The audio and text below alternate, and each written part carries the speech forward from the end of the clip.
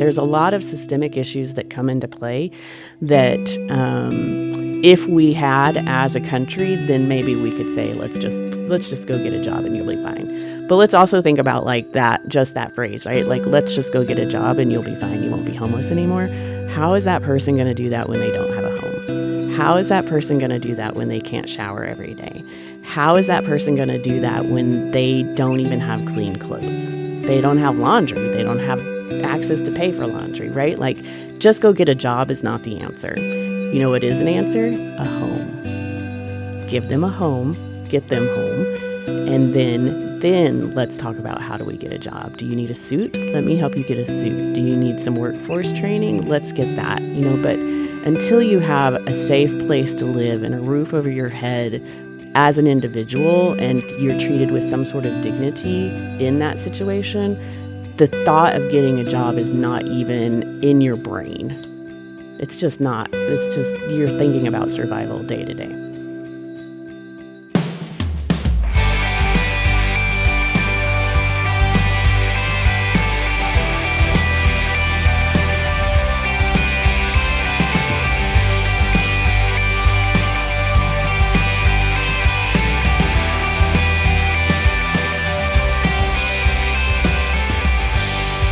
Welcome to the More Than Sunday podcast, where this season we've been collaborating with Austin Street Center to share stories of our neighbors who have experienced homelessness and ways that we can work together to help them home. I'm Rohini Drake. And I'm Daniel Roby, the CEO of Austin Street Center. And today we have a fabulous guest with us, longtime friend and collaborator, Ashley Brundage with United Way. We're so glad that you're here, Ashley. Looking forward to learning from you. We'd love to kick it off with you sharing a little bit about your role at United Way and how you find yourself connected to the work of housing and homelessness. Sure. So at United Way Dallas, I'm the Executive Director of Housing Stability and Senior Vice President of Community Impact, longest title ever. But that means that I get to do a lot of everything. But for the past 5 years, I've been able to really focus in on housing and homelessness and how we can leverage the United Way platform and leadership that we have as an organization within the community to really impact our rehousing system and affordable housing across the city. I came to find myself in this role pretty crazily. Like, I ended up as an intern at United Way of Tarrant County. I started working there when the project director that I was working for left, and I got hired on to lead their Arlington office. And through that work, got involved with the Tarrant County community or continuum of care out there. And so have remained close to homelessness and working with the continuum of care throughout my career. So about 19 years that I've been volunteering in Tarrant County or Dallas County in various ways. Super passionate about helping end homelessness and really, and I know we're going to talk about it some more, but really around the intersection of housing and homelessness. I think we spend a lot of time in the human services space separating the two when the two are very connected to one another, and one is the result of the other or the lack of the other. And so have always been a strong fighter in that space for saying, this is really an easy problem for us to solve. Homelessness should be the easiest problem for us to solve. We just build more homes. Well, that's very interesting for me to hear. And I think for many of the people listening as well, as you say, how housing and homelessness intersect and we just need to build more homes. Can you say a little bit more about that to help people like me who don't really understand the correlation there? Sure. So my quote, and it's not mine, I've stolen it, but it is, homelessness is a housing problem, right? So where you see thriving housing markets, you see increasing homelessness. And it is because the incomes in our nation are not rising at the same pace that housing prices and rent prices are increasing. So when you see in a community, $100 increase in rent is directly correlated to a 9% increase in homelessness. Where you don't see homelessness increasing or any kind of crisis happening in the homelessness space are usually in markets where people are not looking to move to, right? It's your cities that are kind of struggling right now to have people stay there and move there. And so their housing costs are not high. And so people are not struggling to make their rent or make their mortgage each month. And for us, I think it's really important to remember that people don't end up homelessness because they've just decided to go and sleep on the streets. People end up homelessness because they're having to make a decision on whether to buy food or pay their rent that week. And that's because maybe their paycheck came in a little shorter than what they had planned for. Or maybe their apartment complex got bought out by an investor and raised the rent $500 more each month. And now they really just can't even think about affording it to live there. So they are just the connection between housing and homelessness is so direct. But yet, again, we as an industry attack the two very separately. And so always trying to bring that back home to folks when we're talking about why do we need more affordable housing? Well, we've spent a lot of money helping rehouse people. Don't we want them to be able to stay there? Don't we want to continue that good work? Well, we need the affordability in housing to be able to do that. Yeah, that's an interesting point to make, because so often in this affordable housing space, you've got real collaboration between, it's public-private partnerships usually, whether that's on the build side or whether it's on kind of ongoing sustainability of rents for people who are homeless. In those different collaborative programs, I think to be able to find a way to make sure that they're inclusive, specifically with the population I know that Austin Street Center serves, there's a diverse set of needs. There's a lot of people with disabilities, mental health challenges. Have you seen any program models that accommodate for those needs? And what do you think works in this space?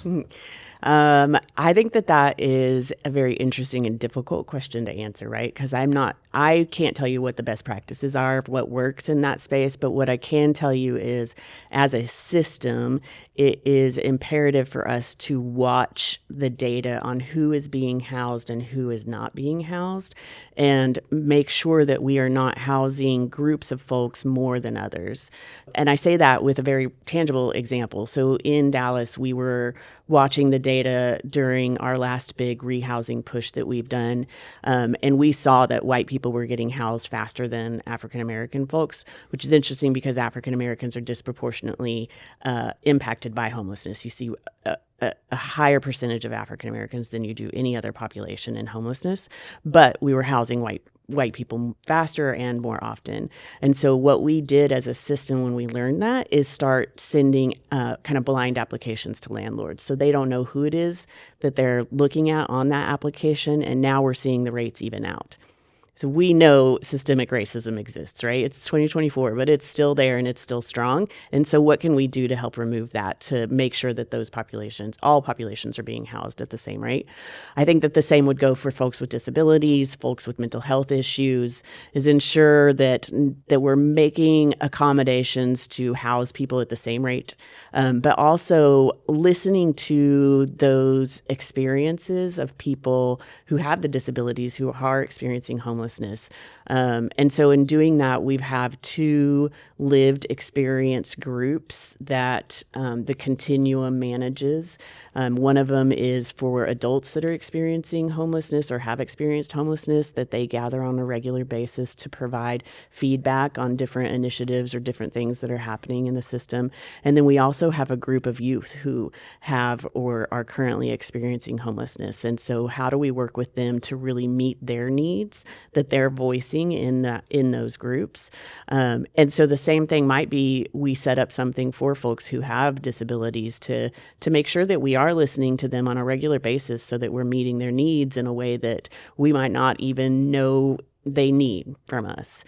I also think it's important to make sure we're partnering and collaborating with the right people. So make sure, if it's a mental health disability, that we are bringing MetroCare to the table and developing standards of care that all folks with mental disabilities are receiving the same level of care that meets the needs that they have. So I think there's different ways to bring the voices to the table to make the best practices, but I don't know what those best practices are yet. Well, it's encouraging to hear that you're gathering people around the table to have these conversations and then adapting and adjusting where you see that, one population group is being overrepresented or underrepresented. So it feels like those are steps. That's progress. And I know that some impact to that progress, things that can take steps back sometimes have to do with what we've talked about previously this season with myths and misconceptions about the homeless population. So I'm just kind of wondering, in the work that you do specifically, what are those myths or misconceptions that are holding back some of that progress? Yeah. I think that the biggest issue that we come up against when it comes to misconceptions around homelessness is just the kind of mythology that exists in America to get all together, is that we are a pull yourself up by your bootstraps country. And if you do that and you get a job, then you're going to be successful and everything's going to be rosy. And I think that really leaves out all of the other impacting systems that come into a person's life that is really what leads somebody into homelessness, right? Like, we're not talking about systemic racism when you say that. You're not talking about the lack of public transportation that exists across the country in a standardized way. You're not talking about the lack of affordable childcare across the country or some sort of federally subsidized childcare that's available to everybody. You're not talking about parental leave. Like, there's a lot of systemic issues that come into play that if we had as a country, then maybe we could say, let's just go get a job and you'll be fine. But let's also think about like that phrase, right? Like, let's just go get a job and you'll be fine. You won't be homeless anymore. How is that person going to do that when they don't have a home? How is that person going to do that when they can't shower every day? How is that person going to do that when they don't even have clean clothes? They don't have laundry. They don't have access to pay for laundry, right? Like, just go get a job is not the answer. You know what is an answer? A home. Give them a home, get them home, and then let's talk about, how do we get a job? Do you need a suit? Let me help you get a suit. Do you need some workforce training? Let's get that. But until you have a safe place to live and a roof over your head as an individual and you're treated with some sort of dignity in that situation, the thought of getting a job is not even in your brain. It's just not. It's just, you're thinking about survival day to day. So I think when it comes to those misconceptions, like, that biggest one is just get a job. You'll be fine. Why don't they just get a job? It's hard to pull yourself up by your bootstraps, and there's no straps that are there to pull yourself up by. So we need to provide that support. Well, let's talk about the Child Poverty Action Lab report. Yes. So it was so insightful when I found that the Child Poverty Action Lab had published this housing report. And it's saying that there's over 33,000 units that we need in our community that are affordable, and we don't have it. And that they expect that number to grow to 83,000. And that feels so overwhelming, when you're in this space and trying to make an impact. Knowing that all these issues are out there, can local voters and citizens do anything about it? Is there anything that our city councils can do about it? How do we make impact on these numbers that just seem so daunting to us? I think when you are looking at what can just general population, the public, the voters do, the most important thing that we can have folks do is use their voice and use their vote. The biggest challenge that advocates and housing developers and people in the homelessness service provider space come up against is this not in my backyard, this narrative that all homeless people are drug addicts, all affordable housing looks like the projects from the 1970s. It's all run down. We don't want affordable housing next to us. Don't put apartments in. The whole property value of our neighborhood will go down. There's a again, myth and misconceptions around affordable housing that we come up against that as just general public, what we need folks to do is to really help change that narrative. United Way, has been leading a narrative change research project right now, where we've pulled in a firm that's doing some ethnography interviewing of folks in the city of Dallas to really understand what do people think of when we talk about affordable housing and what resonates with them when we try different messages and different phrases to get to the point of we need more affordable housing, but without that trigger word of affordable. And so what we're hoping is to build out a real strong messaging tool guide for folks, for advocates, for elected officials, for anybody to use, so that when you are going into a community that you want to build in, or when you are trying to pass a policy to increase density or to decrease lot sizes, that you are using those right terms and phrases that can really help change hearts and minds, and open up people's just kind of belief system on why do we need affordable housing? Why is it important to our community as a whole that this is something that we are all in this together? And if we truly understand that and we truly care about each other as human beings, that this is something that we need to start considering, and that we just really need to help change people's minds around. And I think to do that, and going back to kind of the root of your question, what can people do?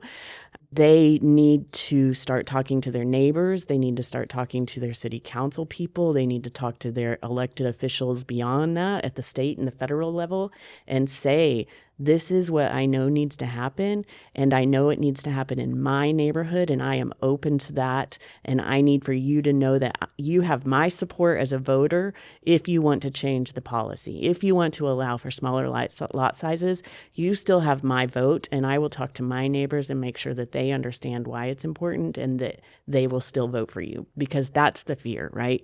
When you're trying to make policy change as an elected official, you have to do that constantly in fear of getting reelected. And if you make that decision that your voters don't like, you won't get reelected. And so how do you help inform those electeds that they still have your vote? Because right now, the only people that they hear from are your NIMBYs, the not in my backyard folks. That's the only people that they're hearing from, because they are loud and they are organized and they show up to all of the meetings, all the community engagement events, the planning commissions, the city council meetings, and they say over and over again that you are trying to tear apart the single family neighborhood, and they do not want to see it changed. But the problem is we are not the same country as we used to be, and we have to change, and we need people to open up for it. Well, and I really appreciate you sharing kind of the practical things somebody can do. We've talked a little bit about, how can I support places that are working to help end homelessness? But this feels very tangible, very practical, almost just advice. Like, I want to help. Thank you. You've given me a way to help. But then also, as you've mentioned, kind of the misconceptions we have in our head when we say the word affordable housing, and this narrative change that United Way is working on. So what does that look like? Like, that's different than maybe some of those preconceived ideas of what projects look like. Mm-hmm. What is affordable housing, and what practically does that look like for our neighbors who are experiencing homelessness as they transition to some place? What does that look like in somebody's neighborhood? I mean, so it looks like the house next door, right? It looks like the apartments down the street. Honestly, when you drive around town right now, there is no way for you to distinguish between what is something that's affordable and what is something that's not, unless you're looking at $1 million homes or luxury apartments, right? But when you have a developer who is coming into your neighborhood and is saying, I want to put duplexes in, it still looks like a home in your neighborhood. It's just split in half with a wall, right? And it has 2 driveways and 2 front doors, but it still can look and be as beautiful as every other home in that neighborhood. It's just smaller, and that therefore more affordable to folks. And so when we talk about like letting zoning pass that allows for higher density, we're really talking about opening up neighborhoods to allow for duplexes, triplexes, quadplexes. We're not saying let us come in and put 400 apartments in the middle of your single family neighborhood. It doesn't make sense for anybody to do that. No developer is going to even try and do that, right? But people hear density and they get scared. because they don't really understand what it means. And that's what it means. Like, let us put a quadplex in. When you look at like the bird streets in Dallas, that's how they originally used to be. There used to be homes there that were duplexes and triplexes and quadplexes, and they've all been ripped down and turned into $1 million homes. You want to know why we have an affordable housing crisis? Let's talk about that. So I don't know how important it is to say, like, it looks the same. There's a neighborhood in Fort Worth that Ohala Holdings developed that's a mixed income neighborhood that they did in partnership with the Housing Authority in Fort Worth that is basically, it's a community of single family homes. Each has a small yard. They're detached, one story, gated community of single family homes, all rentals. And then, like, I don't even know. I can't tell you. I don't want to misspeak. But a certain percentage of them are affordable because they did it in partnership with the Housing Authority. It's gorgeous. Anybody would live there. The clubhouse alone, I was like, oh my gosh. The pool, it's beautiful. So I just think it's important to know that when we talk about building affordable housing, we're not talking about building just, I don't even know, like what used to be like single room occupancy. We're putting 500 formerly homeless people into your neighborhood and you have to deal with that now. Like, that's just not what we're doing. I was curious because we've had so many different projects for under development. They're multifamily in North Texas. We've had a lot of people come in and build a lot of units. So it seems like those numbers are growing, and yet we still seem to have an affordability problem. Why do you think the current projects that are under construction are not impacting affordability as much as we would like? So a lot of those projects are being built outside of the city of Dallas. So they're going to the suburbs. So it might be impacting the affordability in the suburbs, but not within the city of Dallas, which is where, like, your CPAL report is very focused on the city of Dallas. But also, what you are seeing built for the most part are market rate apartments. So they're charging 100% of median income, if not a whole lot more. And that is helping fill a gap in the supply side, which does impact your affordability at some minimal amount, right? So you can see that happening in Austin a little bit, where they've just built a ton more apartments at market rate. And so affordability has been impacted at some rate because when it comes to supply and demand, right, then rent doesn't increase or needs to decrease a little bit to try and entice people to come into those apartments. What you don't see is apartments getting built at the like 60% area median income, 50% area median income, 30 to 0%, which is what our folks who are exiting homelessness need, because the market cannot meet that need without some sort of government subsidy or philanthropic subsidy to fill in the gap. It won't pencil. So a developer cannot make a deal work where they're not receiving the rest of that 40% or 50% of the rent for that unit without somebody paying for it somewhere. It has to be paid somewhere, right? So the market is never going to be able to meet on its own an affordability need or gap that we have at the extent that we have it. They'll be able to help fill in the middle level, which is important. And we can't stop doing that, because if we stop doing that, then the gap that CPAL has projected to start impacting at the 80 to 100% AMI in 6 years would be even higher, right? So we still have to build at this 80 to 20 market rate apartment level to keep things at an affordable level like what we see right now. And so the gap doesn't grow any further, but we're not meeting the really low levels yet, if that makes sense. So then it almost sounds like there's not really a solution unless there are government subsidies or an organization coming in to help fill in that gap.